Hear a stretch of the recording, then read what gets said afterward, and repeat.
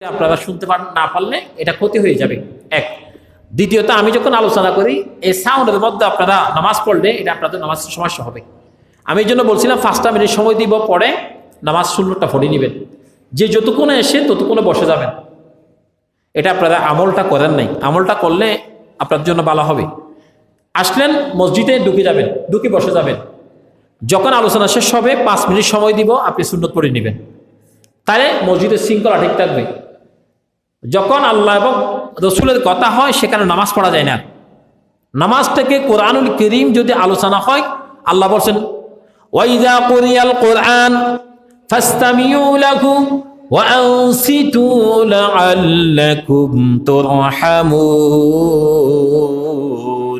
যখন কোরআনুল কারীম তেলাওয়াত হয়, ফাসতামিউ শুনো, ওয়া আনসিতু লাআল্লাকুম তুরহামুন, তুমি যদি শুনো তাহলে বোঝা যাচ্ছে তুমি আল্লাহর রহমত পাবা। আল্লাহ শ্রবণ করো, শোনো, কান দিয়ে শোনো। তাহলে 5টা রাত আল্লাহ আমাদেরকে বুঝে শুনে 5টা রাতের মধ্যে ইবাদত করার জন্য তৌফিক দান করে, বলো আল্লাহুম্মা আমিন।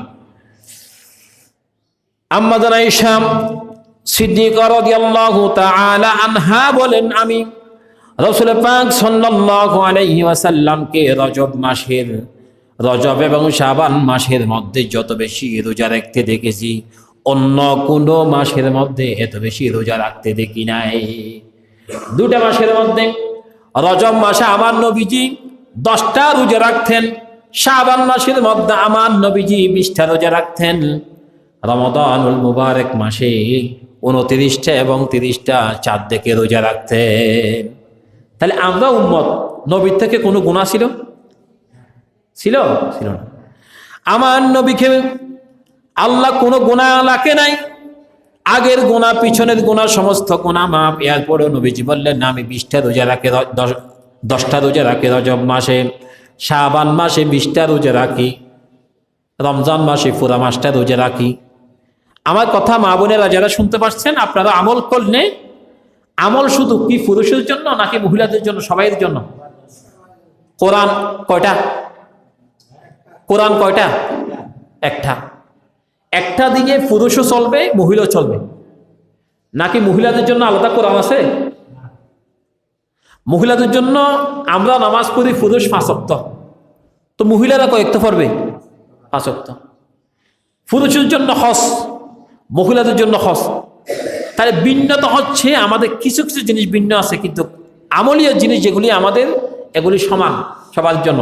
এক বিধানে, এক সংবিধানে সমস্ত কিছু আমাদের জীবনের মধ্যে পরিচালিত হয়। এখন আম্মা জান আয়েশা সিদ্দিকা রাদিয়াল্লাহু তাআলা আনহা তিনি বললেন, আমার নবীকে আমি বেশি বেশি ইবাদত করতে দেখেছি এই রজব মাসে। এরপর আল্লাহ সুবহানাহু ওয়া তাআলা বললেন,